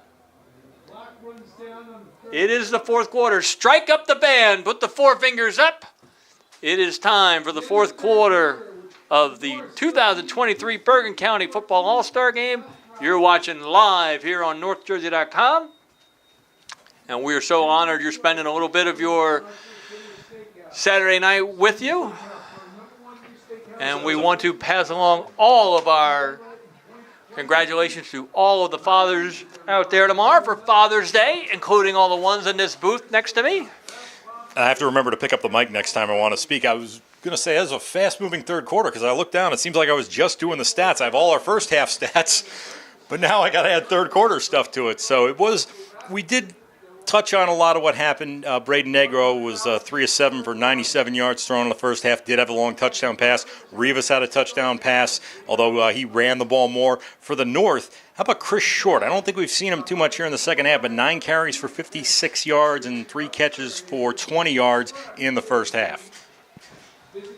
The Short from Demarest playing for the North team. And Raymond Lau had a pretty accurate, I mean, there was the pick six, but of course that only happened because of pass interference. Lau, the quarterback from Fort Lee in the first half, 3 out of 4, threw for 50 yards, and of course had that 4-yard touchdown pass to Kobe Lawton right before the half, onto which they tack a 2-point conversion the North did to get the lead. Big 3rd and 4 here for the South. Ball on the North 42. Oh, we got movement up front, and that's the kind of thing you talk about during the quarter break. You know, like, all right, everybody hold your water. We're going to do a hard count. And it works for the South for a first down. Oh, good job there by the South. Execution. The North took up an awful lot of time on their third quarter drive. Let's see. I don't know. Maybe now the South tries to do something similar and keep the North defense on the field.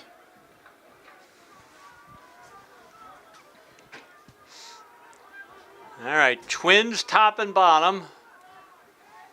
Cool and Negro talking things over a little bit. He shifts over. I think he's mirroring Lockhart, to be honest. I really do. Handoff It's Emigram on again. the sweep. Enigram again. Big hole. 30. 29. Knocked out of bounds, but close to a first down. You know, it's just very kind of basic football, like run quarterback power. Mm-hmm. But when you pinch in, we're going to run wide. All right, you're going to run wide. You're going to spread your defense out wide. We're going to run quarterback power. And they're using the guys, they're calling plays to the guy's strengths. Jordan Emigram, one of the leading receivers for Lodi, but he also had 34 carries for 250 yards, and it's because of plays like that. All right, there you go again. You see Cool in the backfield, lined up on the same side as Lockhart, the right defensive end. 2nd and 2, high snap, and Negro just finds a hole and goes up the middle for a gain of about 8. Good job there getting that snap, which was high. And Yeah. I apologize to all of the offensive linemen in this game. We do our best. And Lockhart and Hahn were both there. It looks like Scott Hahn from Fort Lee might be the one who's down. It is. This is definitely like cramp time, right, Greg? Yep, you know what? That's about right. Given the weather and the time of the game we are, it's probably just needs a little bit of stretching out there down around the 22. I've got the binocular on him, and he does not seem to be in any distress. So we'll take a chance to reset here. It is the 2023 Bergen County Football All-Star Game. It is the North leading the South by a score of 15-14, but the South driving with their first drive of the second half. We have 11:39 left in regulation. Well, we finished last year's game in regulation, even though it was tied. We did go to overtime. We did. I think they voted on that. Let's say, you know what? Let's just everybody Call it a goes home tie. happy. They did not change that rule either. The one thing, I will soapbox for a moment. One thing I had expressed to organizers of this game is we need to make this a doubleheader. Passaic County? No. No? Flags. Yes, Flag. that's right. If 'Cause you I were was with gonna us s- a week ago, Greg and I had the honor and privilege of announcing the New Jersey State Flag Football Championship won by Ridgewood. And there And are enough teams in Bergen County There now. are They're growing. definitely enough teams in flag, to put it together a team of 7. You would need about 15 girls, I guess, aside. So, and right now we will bid on the broadcasting rights for that doubleheader. Well, hey, it's out there now. We got this going across on YouTube, so anybody anywhere can listen to it. So, see if you can help us make that happen. Who's called more flag football games than you and me? Yeah, no, seriously. You did the one with the first one with Melanie. I did the one solo last year, and then we've done one together. So it's 2 each. 2 each. So there's a hand for Scott Hahn from Fort Lee. They were kind of looking at his right shoulder, rubbing his back. Let me put the And I would say zoom make on sure him. it's 57 because Fort Lee has 2 linemen in this game, and number 56 you know what? is Ruben Mancia. That looks. They're holding his right arm coming off the field. So, again, I've watched too much football, so I will speculate, which I never should do, but I will speculate shoulder separation or collarbone sometimes. Could be the collarbone. That hurts like a. Let's do the hockey version and just say he has an upper body injury Upper body because injury. that's what We'll it looks go like. Upper body injury. Upper body injury. Okay, as we return to action with So the South is continuing its first drive of the second half after the North took about 9 minutes off with a 14-play drive that ended on downs. All right, trips to the bottom here. Let's see if they try this enneagram play or something off of the enneagram play. Negro back to pass, throwing deep, and it is intercepted.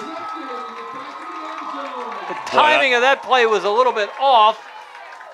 It looked like it was designed for Gunnar Summers, who made the pick. He was the one running the route on that play. And it is Gunnar Summers who does a nice soccer-style slide there to celebrate. And a big turnover there for the South.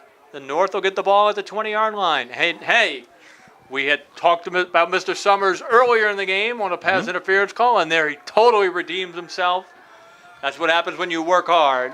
I was going to say that those are the times, because we mentioned not putting it in the article, but the times that I do put it in the article are those wonderful redemption times.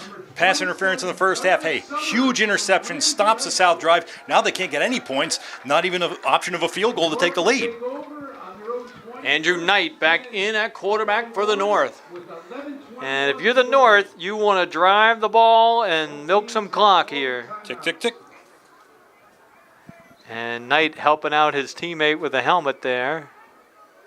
That's Camarena to his left. Hand off the... No, Knight keeps. RPO, and it's incomplete out in the flat. Might have had some room out there, too, but the pass sailed on him. They've tried that play to Martinez. I think that was the 3rd or 4th time, and it's worked once. You know what? Again, the playbooks are limited because you don't want to give the guys too much. And you go back to what works. It's that misdirection has kind of been okay the first couple times, and you want maybe not to telegraph a run play, so you do a short pass, but it just didn't work out for him there. I also think some of these plays, you're calling plays to set up other plays, too, Right. though. So, like, you do the RPO, and then you have the safety step up, and then the guy hits the streak behind him. There's Camarena, 35, 30, 40, 45, 50, 40, 35, 30, 25. Pushed out of bounds at the 16-yard line. And that is a huge play by Alejandro Camarena of Pascack Hills. A gain of 64. About that, and great wheels. Greg Frangipane from Lyndhurst was the one who ran him down, the defensive back number 3. We didn't see Camarena almost at all in the first half. I said a few minutes ago he was one of the players I thought would really have a big game today. Look at you playing Nostradamus. So fortunately, he went from his own 20 to the opposing 15, so we can call that 65 yards. 65 yards. Number 15, Raul Tulo from Paramus High School. 1st and 10 at the 15 of the South. All right, Knight in the gun.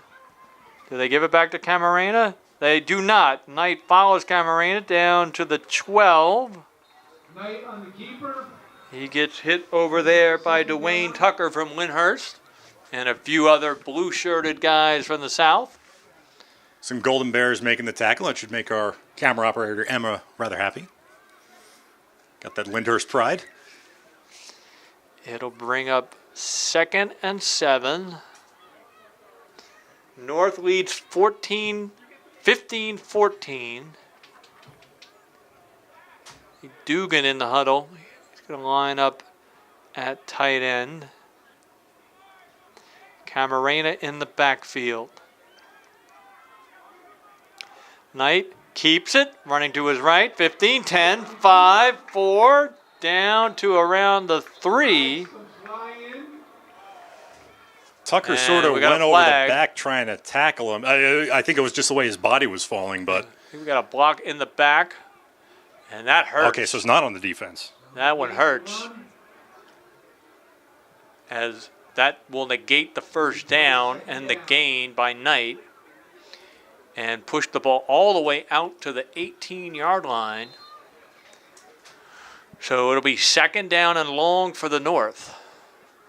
Well, the good news is you still got second down. You do it over 9.5 minutes to go. You still got some time. Even with a 1-point lead, they may want to start running it, grinding it into the line. And Jack Dugan, a very good kicker, maybe you set him up for a few more heroics on his home field.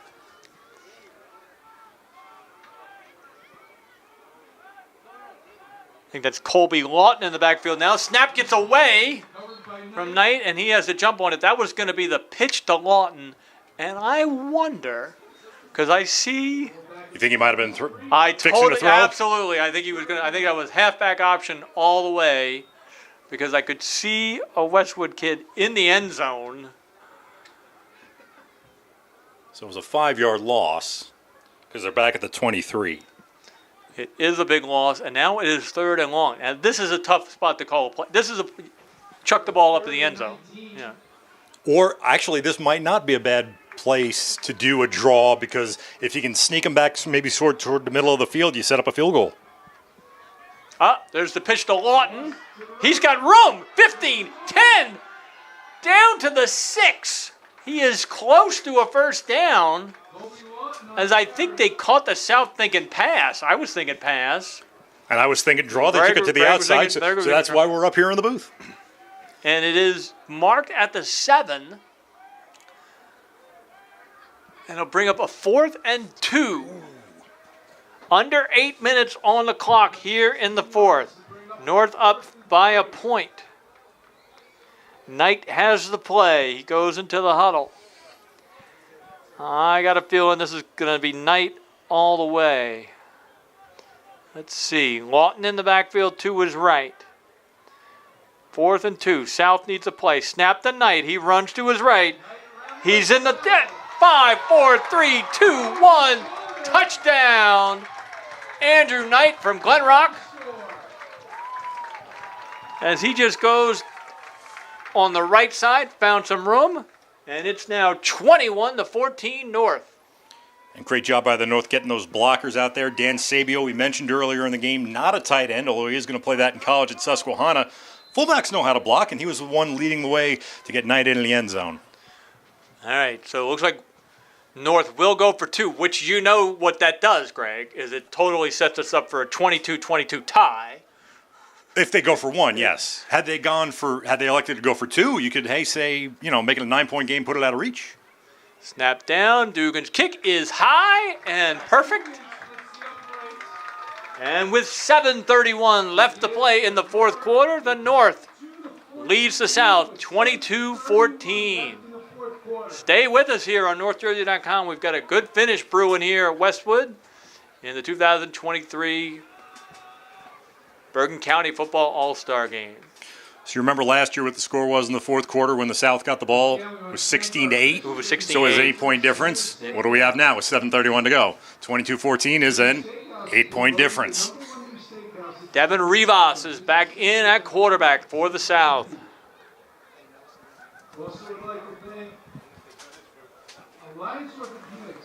Joining him in the backfield, Jeremiah Turner from Cliffside Park. Ball put down on the 30. No kickoffs tonight.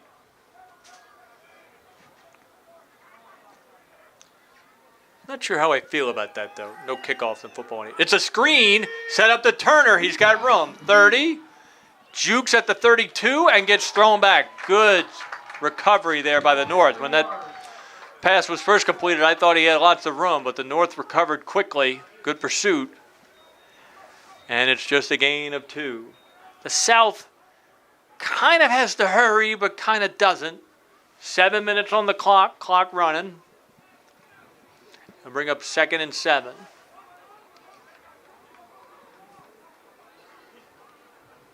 The South took the lead on the first play of the game. A trick play, a jet sweep pass, 70-yard touchdown.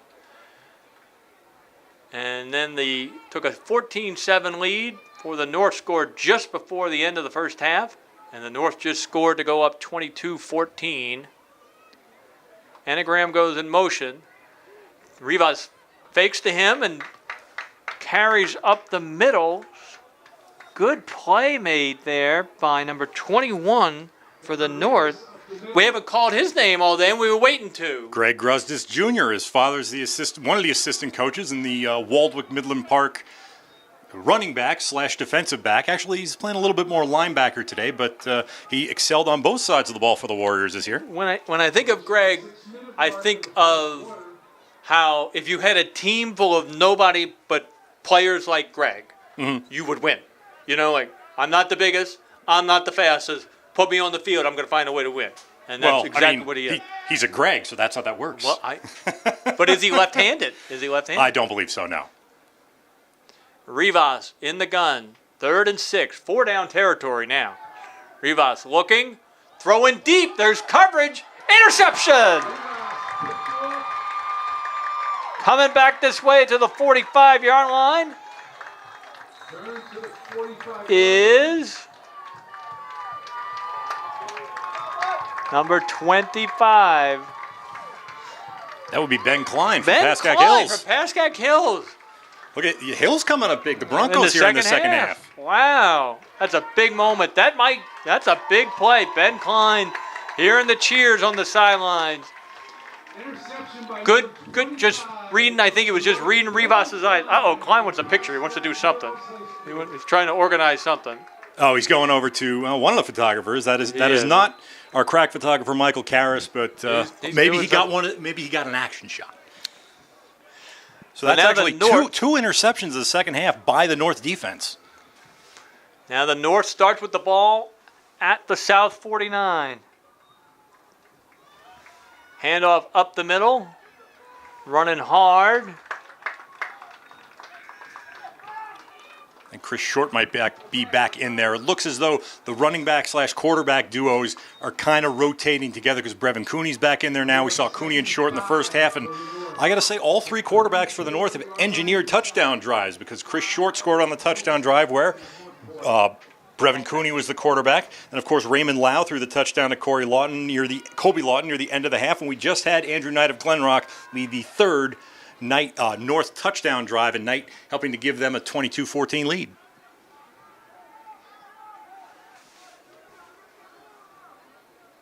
Second down and 5 for the North. Handoff to Short, running left side, big gain, 40, 45, flag down. All right, we've reached the point of the broadcast, Greg, where it's time to talk about offensive and defensive MVP. Well, I was going to say, now that Short is back in the game, he's done so much good running that he's got to be a candidate, but at the same time, the North, like we just said, has used 3 different quarterbacks to get scoring drives. Do you maybe look at, say, let's give a North defender the defensive player of the game and give the offensive MVP to someone like Kyle Villani, who's got 3 catches and 2 touchdowns?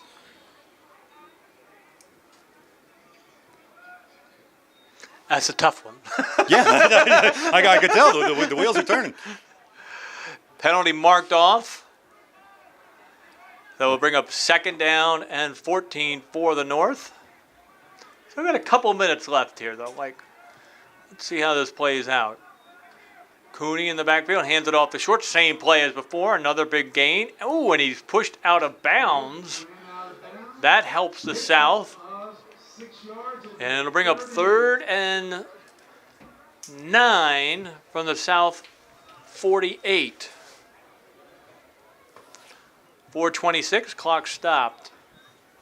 Short does have a touchdown in this game, and so far he's been the best runner, the best ball carrier. In fact, he's now over 70 yards, and I don't know that anyone else has more than 50 yards rushing.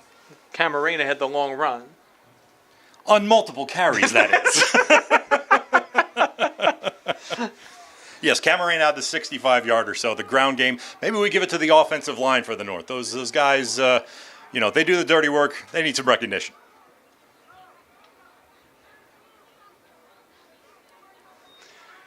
Snap back to Cooney, a little pivot. Now, this is what he's really good at, but this time he's got to chuck one up, and it's incomplete. And we will have to punt. He was trying to get Dugan good coverage down the field by the South. And Cooney known for making plays with his feet, good elusiveness. He can Yeah, we know about the dual threat, the running and the passing, but it's the using the feet for the mobility to keep those plays alive even when you're passing. I am a little.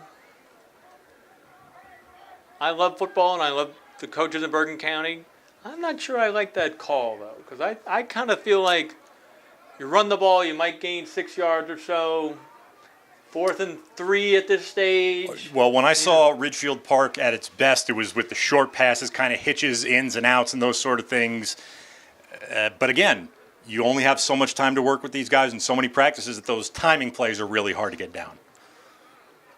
And now a penalty on the north. I'm going to say delay a game probably to give the punter some room. But you understand my point? Like, hey, we Yes. can win the game here. Yeah. Get a first down. We can win the game. I don't want to give the ball back to the South. Right, you want to go for the aggressive. Yeah. You've got the ball, go win it. Fortune favors the bold. Here's Dugan's punt, maybe his last punt ever on this field. Fielded at the 15. Is that Enneagram? It looks like Dancing and then Emma slips on the falling turf. down. And he only gets 1. Good coverage down there. Jordan and England from Lodi with the return. The South to take over. So who would be our defensive MVP candidates? I'm partial to Lockhart. We definitely know Lockhart's been doing well. Let's review our Klein had the big interceptions. pick. Klein had an interception, but Summers also had an interception too. I mean, could have been Pickenage if that 103-yard pick six stood, but All right. Let's see who the South brings in at quarterback. It is back to Rivas. Threw an interception on his last pass. He's got to go 84 yards here in 4:02. he's got Greg Drelich of Saddlebrook with him. Drelich hasn't run the ball yet today. And he may not hear it. Little hitch to the left. Making a move at the 20, 25. That is number 15 for the South. Teammate to Kyle teammate. Viliani. Down for the South up to the 26-yard line. So give him 10 more yards. That's now 4 catches for $112. And it's a 1st and 10 for the South. Clock running, 3:33 and counting. Rivas has the play. 30 left in the fourth quarter. South comes back and does something here, especially if Villani continues making plays. A tie or not, I would say he's a very strong front runner for offensive MVP. Rivas has the snap. Running to his right. He's got some room if he wants to run, and he will. 25, 30, 35. Gets knocked out of bounds, kind of pushed, not intentional, but he's got a first down. But that took a lot of time off the clock. 3:02 left here in the fourth. I would say it took a lot of time if it was maybe 1:02 left in the fourth, but even with 3 minutes, a lot of the playbook is still available to you and a good scramble there. And more importantly, again, yes, there's 3 minutes left, but it's still smart to get out of bounds and stop that clock. 12-yard pickup for Rivas.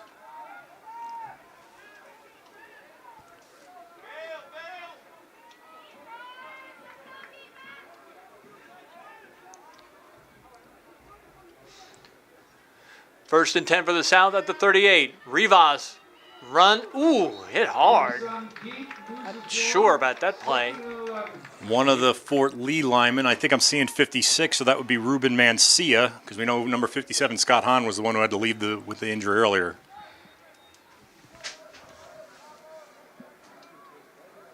And a loss of 1 on the play.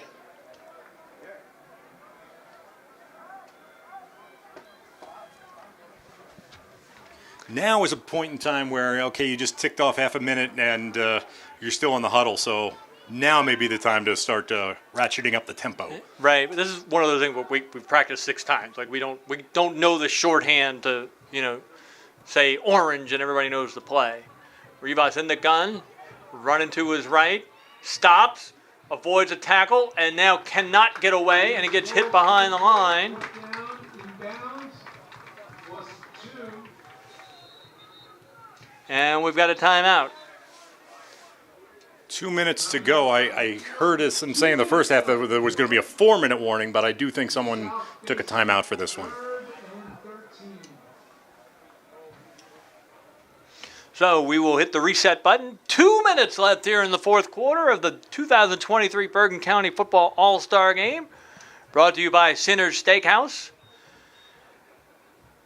I'm Darren Cooper, along with Greg Tartaglia and our cast of fantastic production people from our mothership at NorthJersey.com. Thank you so much for making us part of your Saturday night. Happy early Father's Day to all of my friends out there. It'll be 3rd and 13 for the South when we get back to action. Got to be 4-down territory here, right, Lefty? Well, especially when you're down by 8 with 2 minutes to go. So that's an easy call. It may not be quite an easy call to know what to do on this play because it is 2-down territory. Okay, you maybe want to run something where you get a chunk. We still got 4th down. We know we're going for it anyway. Do you do a little misdirection? Maybe, hey, you not only pick up a 1st down, but maybe get something a little more with the North not expecting any misdirection. Rivas is in there, and he's throwing deep. And it looks like Emmegum over his head. Ooh, just over his head. They went for it all. And it's incomplete. It'll bring up 4th down. Bring up a 4th and 14 from the 35. For the South. Look at that. I actually predicted a play. First time in 20 years, that's not a bad deal. So this leaves the North with 4th and 13. I'm sorry. This leaves the South, who this year is the blue jersey, South with a 4th and 13 at their own 35. All right, it all comes down to this. 4th down and 13 for the South. And Villani's coming to the near side. He's been the guy to make those big catches. Let's see if his Vikings teammate looks his way again. Let's see if the North can put on a rush. Snap is back. Lockhart gets double teamed. Rivas running. Lockhart's got him. Takes him down. And that might do it here for the North. Jackson Lockhart with his 2nd sack of the night. And that's at least his 5th tackle. So I'm going to say we probably have our defensive MVP of the game.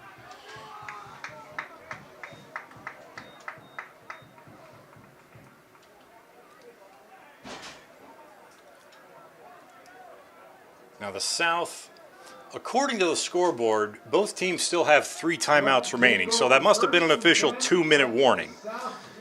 The South can stop the clock, maybe make something happen. If they can create a turnover, they did get an interception in the first half by Brian Coates, but all the turnovers here in the second half have been committed by the South. North takes over, ball at the South 28. They just need to run out the clock. Hand off to Camarena, as that is that Lau back in at quarterback from Fort Yeah, Wayne? so they're sticking with the QB RB tandem. So Lau is in there with Tajon Burns. Oh, So Tajon those two Burns. have been working Thank you. together, the two Thank Fort you. Lee kids. I thought it was Camarena. Clock running now, 1:22 and counting. A 1st down will pretty much end it. And Burns picked up some good yardage in the first half. He had 4 carries for 26. It's a little more than 6 yards, and that's what you want at this point of the game. Just get 5-6 yards every time, run it down. 2nd down, we'll call it 7 from the 26-yard line. Clock approaching a minute. Handoff again on the zone read. That is big number 73. He has played a good game. I meant to call his name earlier. Tony Cruz from the South, playing nose tackle. He drags down the ball carrier after a gain of about 6, and then the South calls a timeout with 54.7 seconds left. I want to take this chance to thank my partner, Greg Tartaglia, for riding shotgun with me tonight. Anytime. Did a fantastic job. And happy Father's Day to you, my friend. Happy Father's Day to you as well. Mr. Tartaglia will be heading down to the field in a little bit because he's got to produce some stories for NorthJersey.com. Scintillating content. Scintillating content. Won't find anywhere else. I will wrap things up from here. You did mention Tony Cruz. Haven't called his name. 6'6", 305 pounds. He's headed to Sussex County Community College, the Cliffside Park nose tackle. And, of course, as I'm saying, hey, Burns is averaging about 6 yards a carry. He gets 2, he gets 3.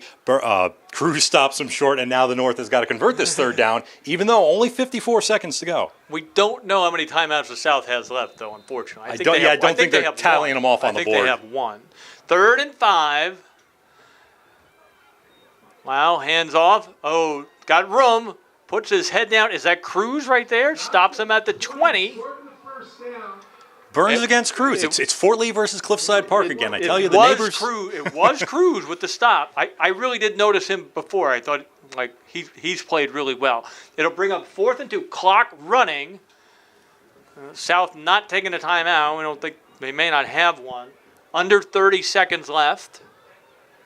And unless the play clock needs to be restarted one more time, I would think the North might not have to run a play. I do think I hear some fireworks in the distance, so it must be the end of the game. No, I think they do have to run a play.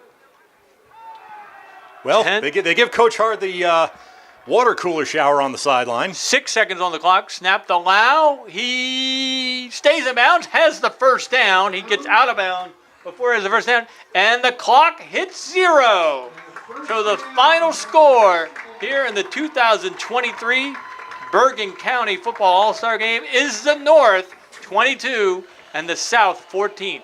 Fun game. Fun. A lot of good plays, a lot of good players.